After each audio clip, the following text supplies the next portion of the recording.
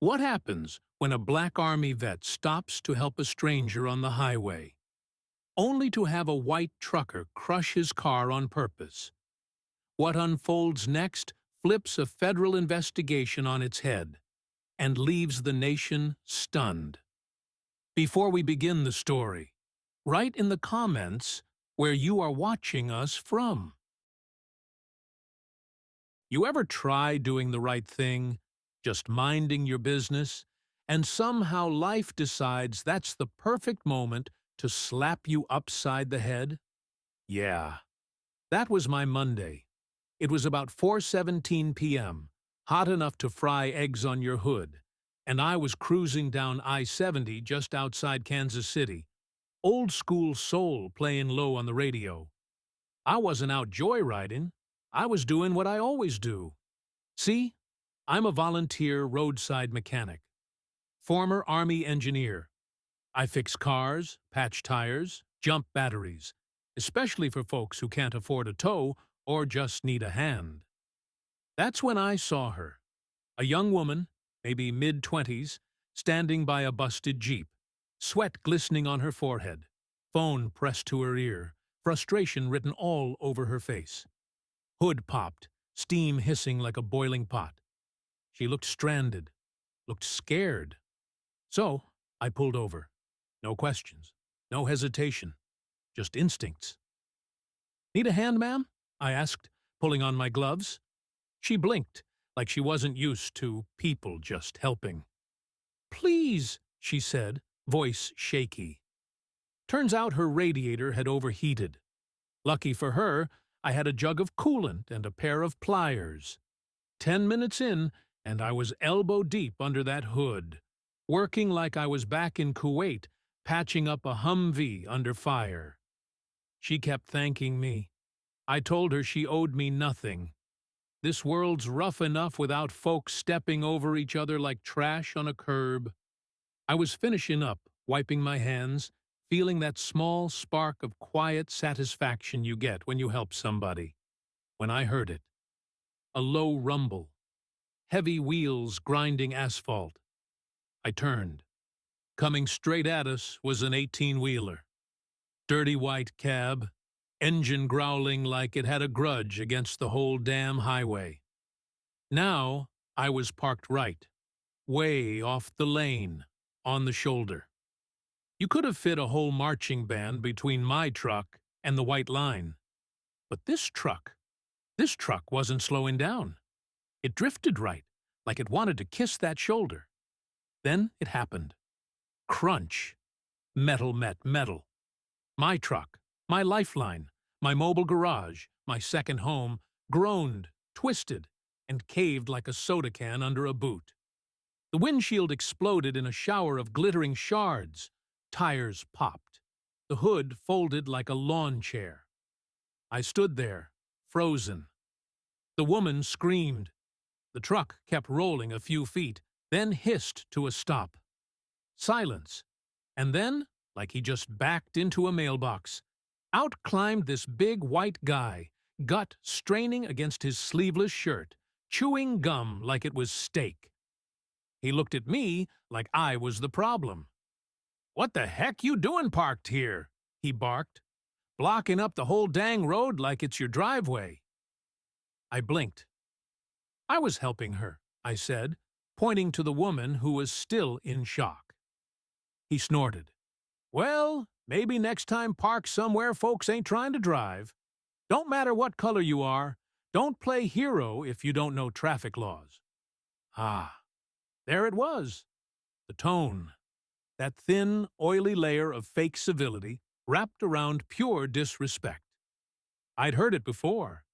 From a cop who called me boy during a traffic stop. From a boss who asked if I was urban enough for their diversity campaign. From a neighbor who locked her car every time I walked past. But this man just crushed my truck. On purpose, no way around it, and acted like I scratched his bumper. I stepped forward, calm but firm. "You deliberately drove onto the shoulder and wrecked my truck." He shrugged. "Didn't see it." Maybe you shouldn't park sideways like that. You saw me standing here, I said. You saw her. You aimed for it. Careful with the accusations, buddy, he said, suddenly dropping the smirk. Ain't no cameras out here. Just your word against mine. Buddy, that word hit different. That smug little smirk behind it. Like I was supposed to smile, nod, and shuffle away while he wiped his hands clean. I looked around. Another trucker had pulled up across the road. He watched but didn't say a word. A third one leaned against his cab and pulled out his phone. Filming. Not helping. Just feeding the drama. The woman I helped? She had backed away. Couldn't blame her. She looked scared, not just of the trucker, but of what came next. She probably knew what I knew. This wouldn't end well. Not for me. The cops would come. They'd see a big man with dark skin standing over the wreck of his own truck. The white guy would play dumb. Say I threatened him. Say I lunged. And the woman? Maybe she'd stay silent. Maybe she couldn't afford to get involved. I felt my heart pounding, not from fear, from something else. A kind of old, bitter exhaustion, like trying to breathe in a room full of smoke. But I didn't raise my voice, didn't swing. I just looked him dead in the eye and said, "You made a mistake." He tilted his head. "Say that again?" I didn't. I walked back to what was left of my truck, opened the back hatch. Or tried to. It was bent shut. So I knelt by the shattered side window, reached in, and grabbed my bag. Then, slowly, I pulled out my phone. I wasn't calling 911. I was logging into something else. Something secure.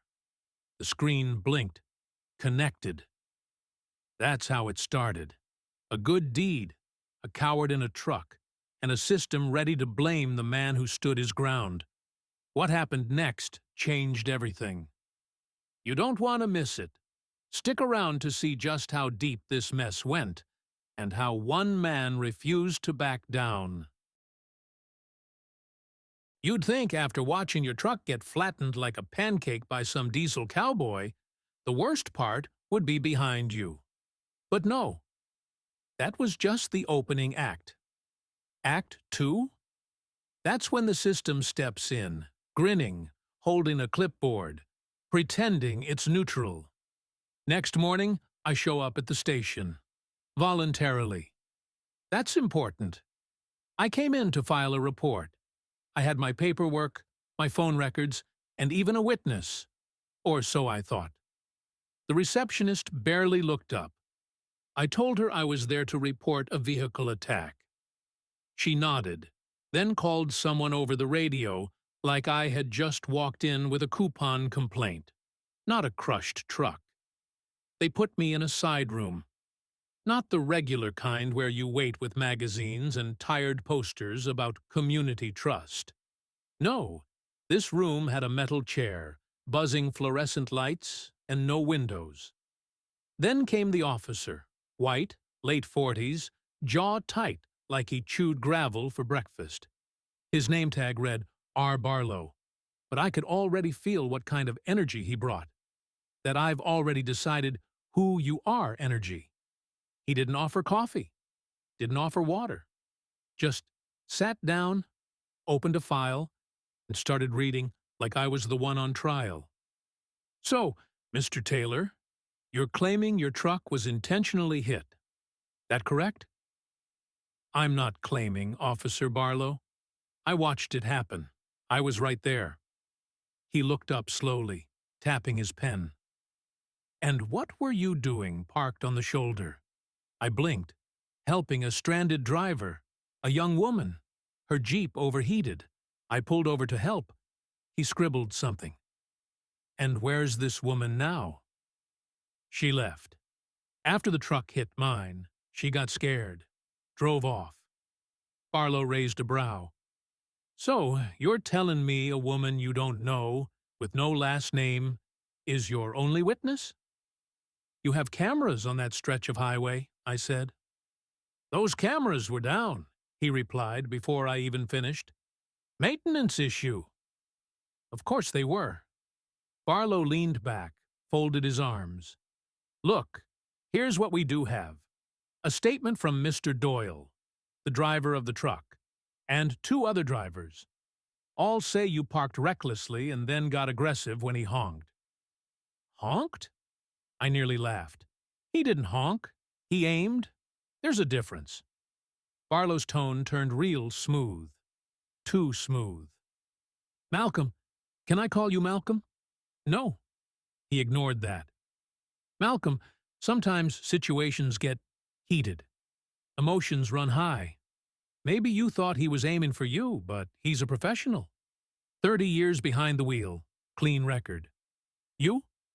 You've got a service history, yes, but not much else. I stared at him. He wanted me to lose it, to raise my voice, to prove whatever story they were crafting behind closed doors. But I didn't give him the satisfaction. I'd like to speak to a supervisor, I said. Barlow gave a tight smile. Sure, you can file a formal complaint. But off the record, this doesn't look good for you.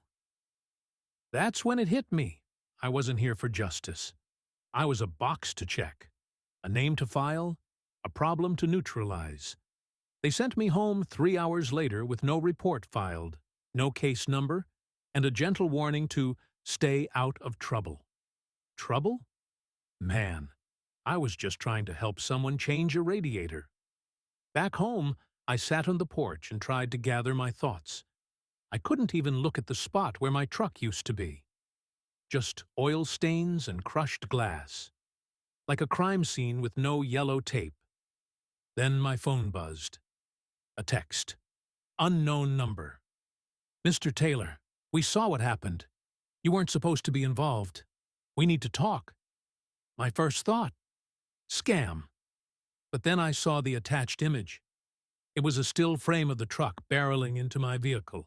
A crystal-clear aerial shot, taken from above.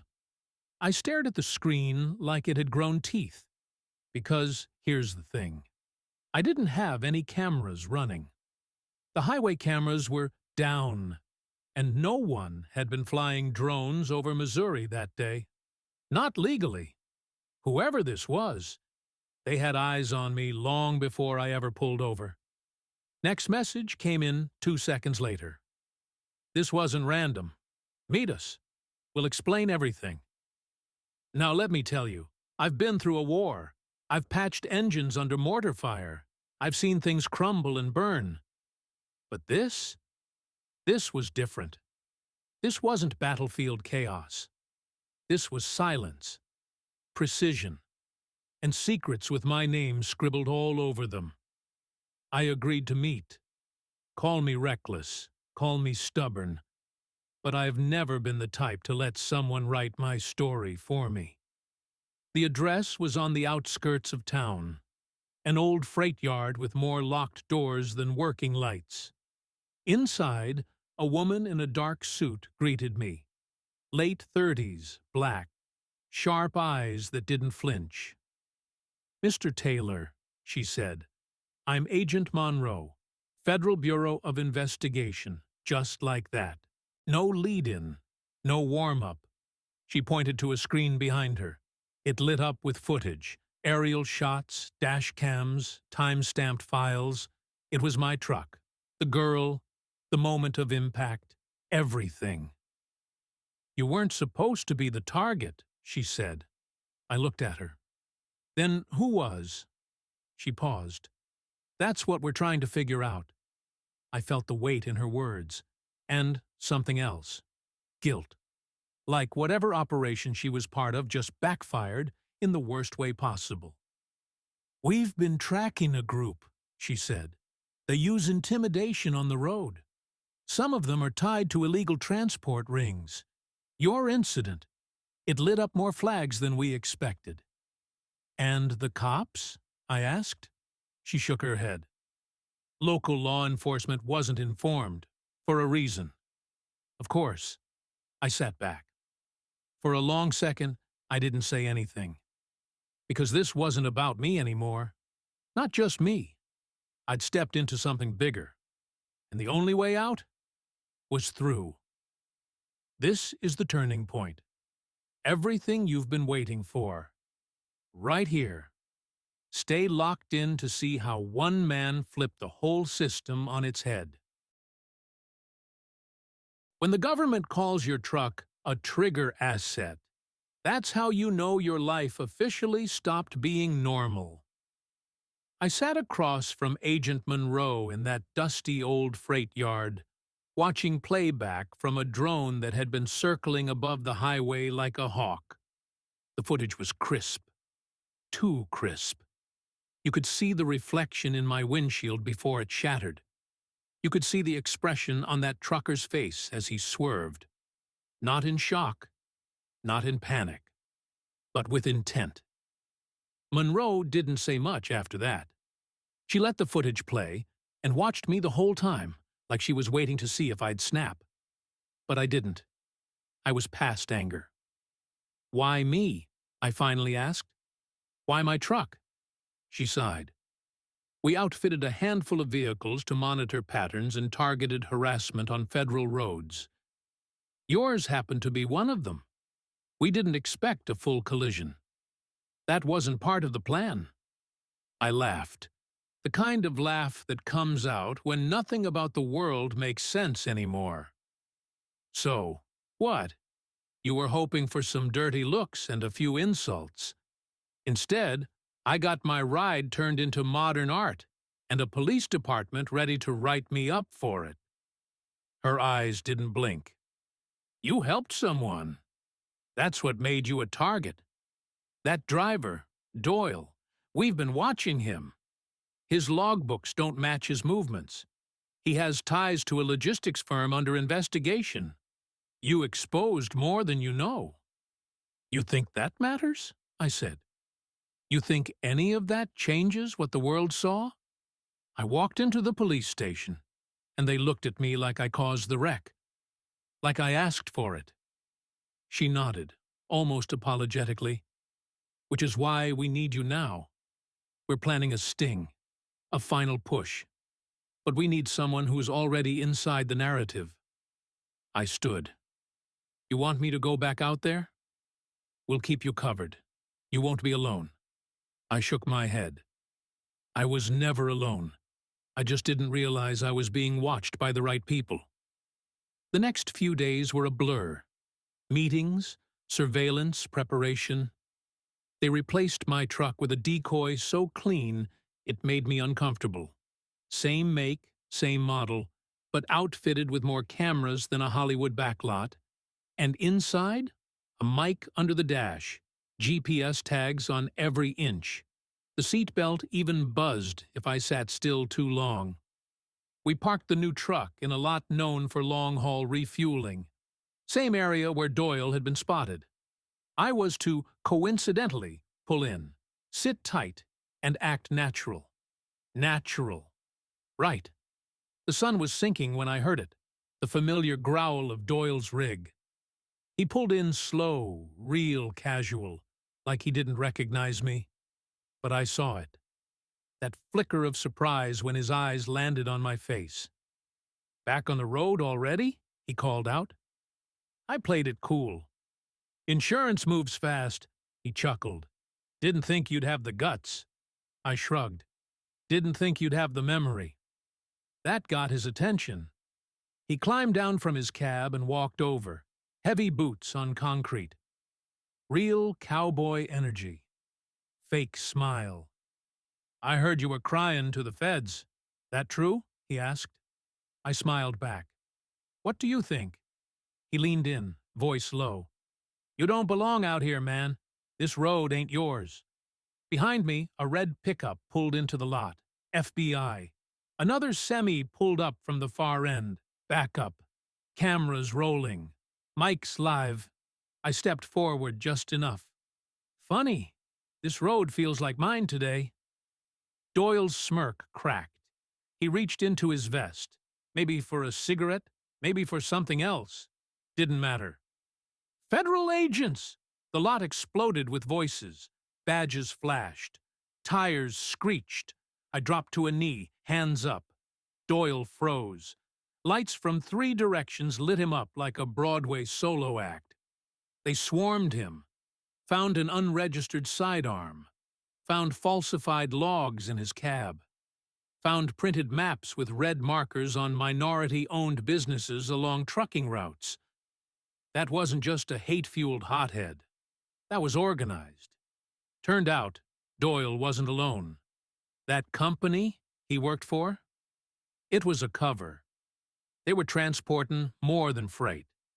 And if a black man in a truck happened to get in their way, they made sure he didn't stay long. FBI took it from there. A press release dropped the next day. Major sting operation exposes targeted harassment network across Midwest trucking routes. Guess whose name they listed as the unwitting catalyst? Yours truly. Suddenly, my face was on the news. Local. National. I went from aggressive driver to community protector overnight. People I didn't even know came by my house. Neighbors. Activists. One older woman left a card that just said, "Keep standing tall." But it wasn't the headlines that hit me hardest. It was that little girl. You remember her? The one whose mom I helped on the side of the road? "You're a hero," she said. And for the first time since that day on I-70, I believed her. Because sometimes justice isn't loud. It doesn't come with fireworks. It's quiet, relentless, and it starts with one man refusing to be silenced.